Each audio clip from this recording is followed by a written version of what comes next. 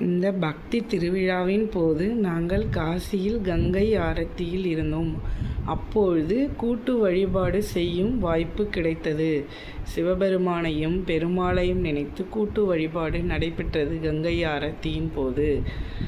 Harahara Mahadev, Harahara Mahadev, Harahara Mahadev. Jai Sriram, Jai Sriram, Jai Sriram.